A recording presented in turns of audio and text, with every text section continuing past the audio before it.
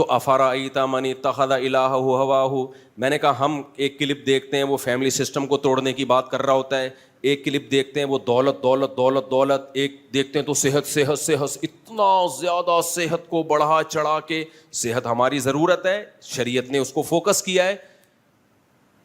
لیکن میرے بھائی دوسری طرف یہ بھی ذہن میں ہونا چاہیے، آپ مائیکل جیکسن سے زیادہ صحت کے اسباب اختیار نہیں کر سکتے. مائیکل جیکسن کے پاس جو کھانے کے لیے بادام تھے وہ ہمارے باداموں کی طرح نہیں تھے، اس کو چھیلا بھی جراثیم والے ہاتھوں کے بغیر چھیل کے رکھا جاتا تھا. وہ جو سیب کھاتا تھا میرے بھائی وہ بڑا جراثیم لیس سیب ہو، جراثیم پر پابندی تھی مائیکل جیکسن پر اٹیک کرنے پر، گورنمنٹ کی طرف سے پابندی تھی. اور ہم ہر وقت انڈیا اسرائیل کی جنگ میں ہو نہ ہو، جراثیم ہر وقت ہمیں ستا رہے ہیں. لیکن اس کے باوجود مائیکل جیکسن کامیابی کے تمام اسباب، جو کامیاب لوگوں کی 7 علامتیں آپ نے گوروں کی کتابوں میں پڑھی ہیں، مائیکل جیکسن میں وہ 21 علامتیں تھیں. 7 کو 3 سے ضرب دے دیں آپ، کتنی علامتیں تھیں بولو؟ 21. کامیاب لوگوں کی علامت ہے کہ وعدہ کی خلاف ورزی نہیں کرتے، وہ جو ٹائم دیتا تھا پہلے پہنچ جاتا تھا. کامیاب لوگوں کی علامت ہے صبح جلدی اٹھتے ہیں، مائیکل جیکسن صبح بولو جلدی اٹھ. کامیاب لوگ رات کو، مجھے نہیں پتا وہ 7 علامتیں کیا ہیں، میں نے نہیں پڑھی، میں تو وہ والی بتاؤں گا نا جو اللہ رسول نے بتائی ہیں، وہ بھی مائیکل جیکسن میں پوری تھیں. رات کو جلدی سوتا تھا، صبح بولتے کیوں نہیں بھائی جلدی اٹھتا تھا. اس کے گردوں پر خراب ہونے پر گورنمنٹ کی طرف سے پابندی، کہ تیرے گردے میں پتھری آئی نا، انشورنس کمپنی تجھے گردہ پرووائڈ کرے گی، گارنٹی ہے. کیونکہ ڈاکٹر ہر وقت ٹیسٹ کرتے رہتے تھے کہ کوئی پرابلم تو نہیں ہو رہی. جس رات اس کی فرشتوں سے ملاقات ہوئی ہے مائیکل جیکسن کی، اس رات سونے سے پہلے بھی تمام ڈاکٹروں، جو بھی اس کے ڈاکٹر تھے نا، انہوں نے اس کی نبض بھی چیک کی، بلڈ پریشر بھی چیک کیا، شوگر بھی چیک کیا، گردے وردے سب اوکے کی رپورٹ. سر جیسے جہاز کو جب اڑایا جاتا ہے نا تو پہلے جو فضائی کمپنیوں کا انجینئر ہے وہ NOC دیتا ہے، وہ کہتا ہے کہ بھئی اب کوئی پرابلم جہاز میں نہیں ہے، پھر جہاز فلائی کرتا ہے. تو مائیکل جیکسن کو ہم اور آپ کی طرح سونے کی اجازت نہیں تھی کہ سینے میں یہاں ہمارے پین ہو رہا ہوتا ہے پھر بھی ہم گیس کی گولی کھا کے لیٹ جاتے ہیں، حالانکہ وہ ہارٹ کا درد ہو رہا ہوتا ہے. ہم ٹرائی کرتے ہیں کہ اگر ہارٹ کا ہوا تو اٹیک سے پتہ چل جائے گا ہمیں، فی الحال کیا کرو گیس کی گولی کھاؤ. ہمارے یہاں یہ سیٹ اپ چل رہا ہے، سمجھ رہے؟ ہمارے یہاں سیٹ اپ چل رہا ہے. تو ایسا مائیکل جیکسن کے نہیں تھا، وہ اتنے بیوقوف لوگ نہیں تھے. انڈا موڑ پہ تھوڑی رہتا تھا مائیکل جیکسن. مائیکل جیکسن امریکہ میں پیدا ہوا ہے بھائی، ہماری طرح دقیانوس نہیں تھا. تو اس کا ایسے اجازت نہیں تھی جاؤ اور خراٹے لے کے سو. بھائی پہلے ڈاکٹر چیک کریں گے کوئی ایسی پرابلم تو نہیں ہے کہ سوتے میں ہی انا للہ ہو جائے آپ کا. تو ڈاکٹروں نے چیک کر کے رپورٹ پیش کی کہ اوکے کی رپورٹ ہے، اب آپ کو سونے کی اجازت ہے. سویا ہے اور اب تک مجھے نہیں لگا کہ آنکھ کھلی ہے اس کی، جب سے سو ہی رہا ہے. تبھی قرآن نے کہا نا اللہ یتوفی الانفس حین موتہا، خدا کی قسم قرآن کی آیت مائیکل جیکسن پہ ٹھا کر کے لگتی ہے. اللہ کہتے ہیں جب تم مرتے ہو تو اللہ تمہاری روحوں کو قبض کرتا ہے، اور جب تم سوتے ہو تو بھی اللہ روح کو کھینچ لیتا ہے. فَيُمْسِكُ الَّتِي قَضَىٰ عَلَيْهَا الْمَوْتِ، پھر سوتے میں اللہ جس کے موت کا ارادہ کر لے اس کی روح کو واپس امریکہ کے ڈاکٹر نہیں لوٹا سکتے. یمسک، روک کے بریک لگا دیتا ہے، میں نہیں بھیج رہا، جا جو کرنا ہے کر لے. نہیں آئی بات سمجھ میں؟ اس سے پتہ چلتا ہے بہت سے لوگوں کی سوتے میں موت ہوتی ہے. قرآن کی آیت سے پتہ چل رہا ہے کہ اللہ کہتے ہیں سوتے میں نے تمہارا شعور کھینچا، روح نکالی، اب میں سوچتا ہوں کہ واپس بھیجنے کی اب ضرورت نہیں ہے.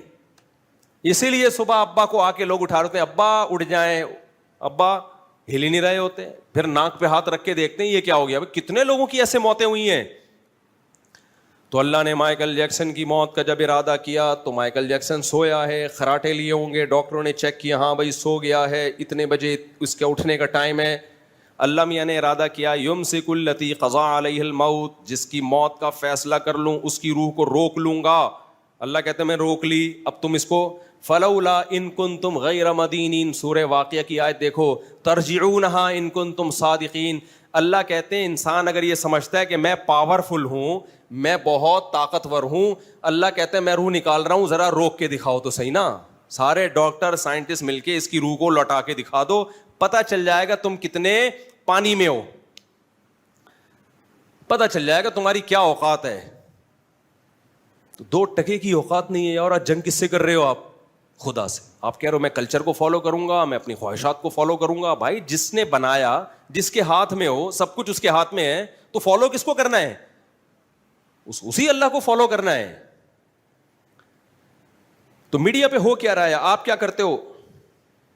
یہ گھڑی کہاں گئی بھائی؟ مجھے ٹائم کا کچھ نہیں, یہ بھی بند ہو گئی ہے, اس کا بھی کچھ پتہ نہیں چل رہا.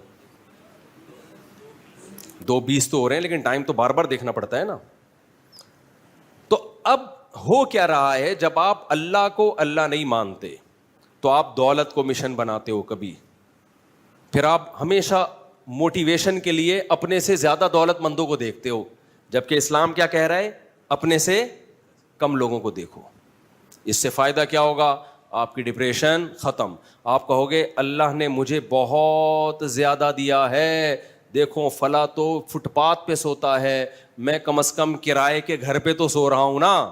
تو اللہ نے مجھے, میں کچھ دن پہلے جا رہا تھا صدر کی طرف, رات کے وقت 12:30 بجے جانا تھا میرا, تو فٹ پاتھ پہ میں نے لوگوں کو سوتے ہوئے دیکھا. میں نے اپنے دوست احباب سے کہا ان کی بھی زندگی ہے, کیسے خراٹے لے کے سو رہے ہیں. اللہ نے ہمیں عیاشیوں میں رکھا ہے, بہت عیاشیاں دی ہیں. اگر میں بھیڑیا ٹاؤن چلا جاتا اور کہتا یار ہم انڈا بوڑے پہ پڑے ہوئے ہیں, یہ دیکھو یار, تو کیا ہوتا؟ بھائی تم نے جانا ہے جاؤ بحریہ ٹاؤن, منع کسی نے نہیں کیا, لیکن جو اسٹینڈرڈ آپ کا ابھی ہے اس سے دیکھو ہمیشہ نیچے کی طرف. سکون ملے گا, اللہ کی نعمتوں کا شکر کرنے کی توفیق ملے گی.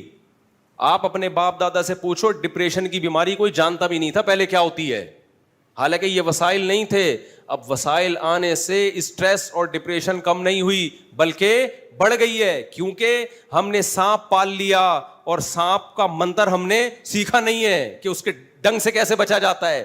ہمارے حضرت فرمایا کرتے تھے لوگوں نے دولت تو رکھ لی ہے, ان کو پتہ نہیں ہے دولت سانپ بن کے نا دولت مندوں کو ڈستی ہے. تو پہلے کسی بزرگ کی صحبت میں بیٹھ کے اس سانپ کا منتر سیکھتے کہ یہ دولت تمہیں فائدہ پہنچائے, تمہیں ڈس نہ لے. تو یہ اہل اللہ کی صحبتوں میں بیٹھ کے آتا ہے, اسلام سے سیکھ کے آتی ہیں چیزیں, اور اسلام کو آپ نے اپنی ڈکشنری سے نکال دیا.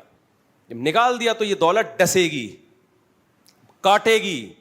دولت مندوں کی لڑائیاں دیکھو باپ کے مرنے کے بعد زندگی میں ہی پھڈے شروع ہوتے ہیں.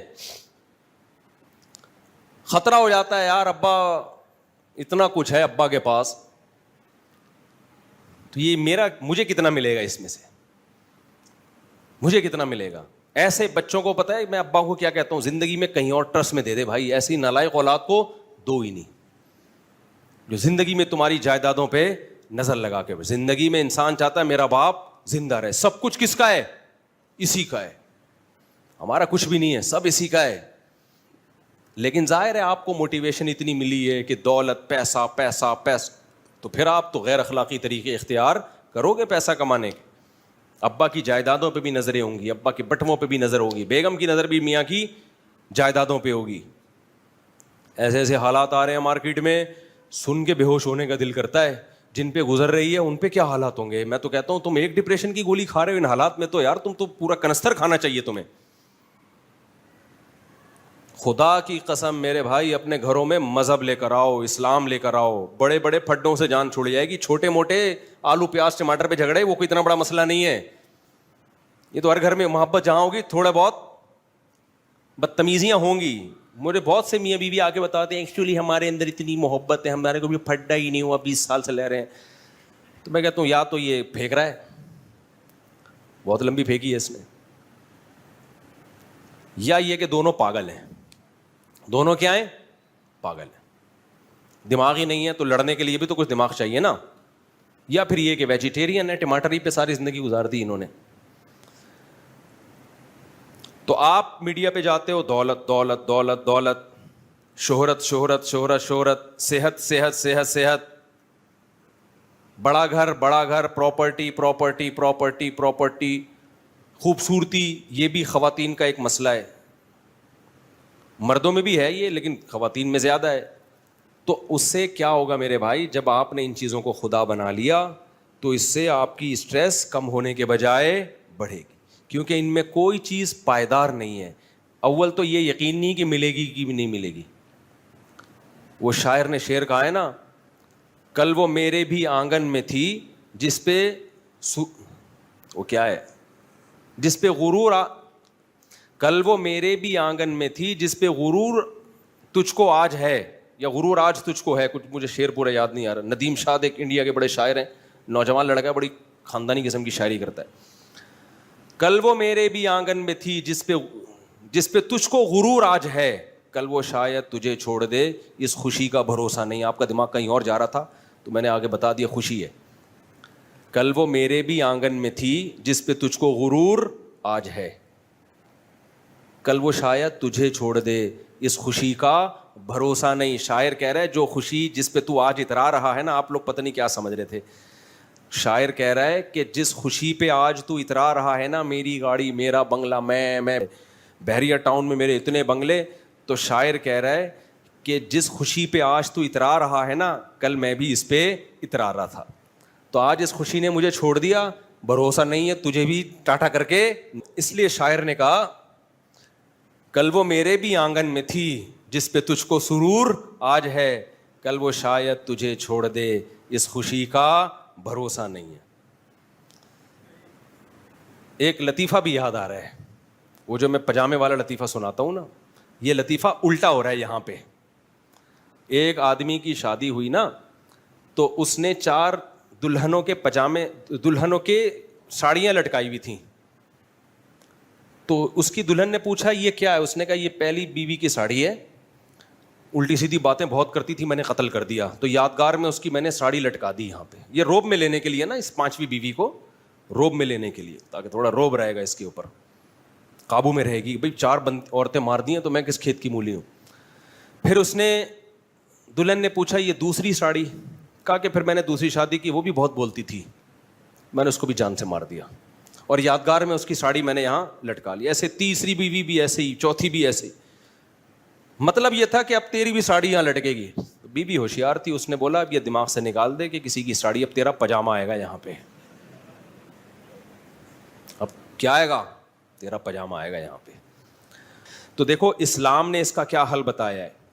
اسلام نے جو حل بتایا ہے نا کہ آپ دولت کو خدا بنا رہے ہو, اسلام کہہ رہے بھائی جو اسباب ہیں اختیار کرو, اور توکل کس پہ کرو, اللہ پہ. اللہ پہ چھوڑ دو کہ وہ تمہیں غریب رکھنا چاہتا ہے یا امیر رکھنا چاہتا ہے, وہ تمہیں خوش رکھنا چاہتا ہے یا تمہیں پریشان رکھنا چاہتا ہے, وہ تمہیں صحت دینا چاہتا ہے یا تمہیں بیماریوں میں رکھنا چاہتا ہے, وہ تمہیں شہرت دینا چاہتا ہے یا گمنام زندگی دینا چاہتا ہے. یہ سب کس پہ چھوڑ دو, ہم غلام ہیں بھائی, ہمارا ہدف اللہ کو راضی کرنا ہے. ایوب علیہ الصلوۃ والسلام بیماریوں میں خوش تھے, بیماری دور کرنے کی کوشش کر رہے تھے, بے صبری نہیں. یعقوب علیہ السلام کا بیٹا بچپن میں گم گیا, اسی پہ صبر کیا انہوں نے اور اسی میں کامیاب ہوئے. ابراہیم علیہ السلام کو آگ میں ڈالا گیا, خاندان پورا چھوٹ گیا, اسی پہ صبر کیا, اسی پہ اللہ نے ان کو کامیاب کیا. تو بھائی تقدیر پہ راضی ہو جاؤ, جتنا اللہ نے دیا ہے میرے لیے بہت ہے, اور دیکھنا اپنے سے کم والے کو ہے. آپ اگر کوئی بیماری ہے تو ان لوگوں کو دیکھو جو اس سے بھی زیادہ بیمار ہیں, کوئی پریشانی ہے تو ان لوگوں کو دیکھو جو اس سے بھی زیادہ پریشان ہے. گھر کرائے کا ہے, گندے نالے پر ہے, صحیح سوٹیبل جگہ گھر نہیں مل رہا, ان کو دیکھو جو گندے نالے پہ پھٹا لگا کے سوتے ہیں. ایسے بھی لوگ ملیں گے آپ کو.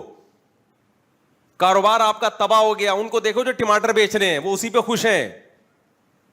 تو اوپر سے اوپر جانے کی کوشش کرو گے, کچھ بھی حاصل نہیں ہوگا. خوش رہنا سیکھو. خوش انسان وہی رہ سکتا ہے جو اپنے آپ کو کس کے حوالے کر دے, اللہ کے حوالے.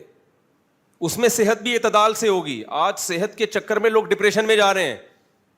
صحت بھی بھائی اعتدال سے بنانی ہے, باقی اللہ سے کون لڑ سکتا ہے یار. ہمارے ایک استاذ تھے, ان کی سیکیورٹی کا اتنا زبردست انتظام, پھر بھی شہید ہو گئے. کسی نے کہا کیا فائدہ, انہوں نے کہا, ہمارے بڑے استاذ نے کہا کہ بھائی ہم اللہ سے لڑ نہیں سکتے, ہمارے بس میں جو تھا ہم نے کیا, اگر وہ نہ کرتے پھر موت ہوتی تو ہم شرمندہ رہتے ساری زندگی. ہم نے جو کرنا تھا کر لیا, باقی موت دینے والا کون ہے, اللہ ہے, اس سے کون لڑ سکتا ہے.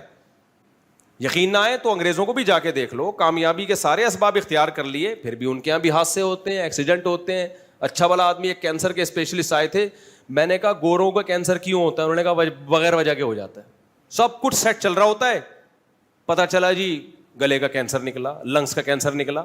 حالانکہ وہاں ہوا اتنی صاف ہے, ہم کو ہو, ہم سارا دن ڈیزل کے دھوئیں سونگ رہے ہوتے ہیں بیٹھ کے, ان کو بھی ہوتا ہے.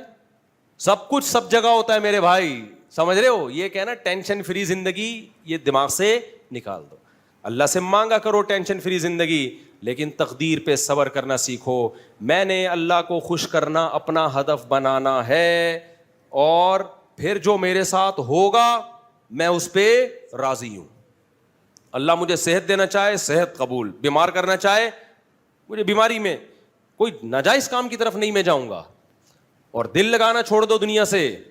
سمجھتے ہو مسافر خانہ, مسافر خانہ اتنا سوچا کرو نا کہ جب بھی کوئی آپ سے بات کرے نا, بحریہ ٹاؤن میں پلاٹ لے لو, آپ لو ضرور, لیکن ایک دفعہ یہ جملہ منہ سے ضرور بول دیا کرو, یار کیا 8-10 سال 15-20 سال شاید زندگی کے رہ گئے ہیں, جانا کہاں ہے؟ قبر میں جانا ہے. تو وہاں کے پلاٹ دیکھ لے, کوئی قبرستان قریب میں ہے کہ نہیں ہے وہاں پہ. وہ تو دماغ میں لاتے ہی نہیں ہے یار. میں بستر پہ سوتا ہوں, مجھے گدے پہ سونے کی عادت نہیں ہے, میں پھٹے پہ سوتا ہوں. جب بھی پھٹے پہ لیٹتا ہوں نا, میں میرے بستر آپ اگر دیکھو گے نا گھر میں نے پھٹا بنوایا ہوا ہے. مجھے گدوں پہ نیند ہی نہیں آتی, نہیں دورے ہوتے ہیں, آڑا ترچھا ہو رہا ہوتا ہے آدمی اس میں, سخت بستر, اس پہ ایک روئی کا ہلکا سا گدا ڈالتا ہوں. تو جب میں اس پہ لیٹتا ہوں تو فوراً سوچتا ہوں بیٹا آج لیٹ رہا ہے نا, بہت جلد پھٹے پہ تو لیٹنے والا ہے. بحریہ ٹاؤن سے پہلے یہ تھوڑا سا پھٹے کا استحضار بولو کر لیا. اپنے باپ کو ہم نے پھٹے پہ لٹایا, اپنی ماں کو ہم نے پھٹے پہ لٹایا. اتنے بڑے بڑے لوگ جن کو ہم سوچ بھی نہیں سکتے تھے ہماری زندگی سے کبھی نکلیں گے, جن کا ہماری زندگی میں انوالومنٹ بہت زیادہ تھی, یار جب ہم نے اپنے ہاتھوں سے ان کو پھٹے پہ لٹا دیا تو بھائی صاحب آپ بھی تھوڑے دنوں میں پھٹے پہ لیٹنے والے ہو. اور پھٹا پھر بھی غنیمت ہے, جو گڑا کھود کے اندر گھساتے ہیں نا اور موٹی موٹی سلے رکھتے ہیں, اس کے بعد بحریہ ٹاؤن کی ویلیو 2 ٹکے کی نہیں رہتی. یہ گورا نہیں بتائے گا, یہ کون بتائے گا بھائی؟ جس اللہ نے ہمیں پیدا کیا. اللہ کہتا ہے موت دے دے کے یحیی و یمیت. جہاں قرآن زندگی کا ذکر کرتا ہے وہی موت کا ذکر کرتا ہے. زندگی دیتا ہے موت دیتا ہے, زندگی دیتا ہے موت دیتا ہے. مارنے کے لیے تو پیدا کیا ہے, تو کیوں فنڈر گیری بھائی, کیوں دنیا کو اپنا باپ بنایا ہوا ہے یار؟ ایک کو الہ بناؤ جسے کیا کہا جاتا ہے اللہ. وہ جو کہہ رہے کرتے چلے جاؤ, سمجھ میں آئے یا نہ آئے.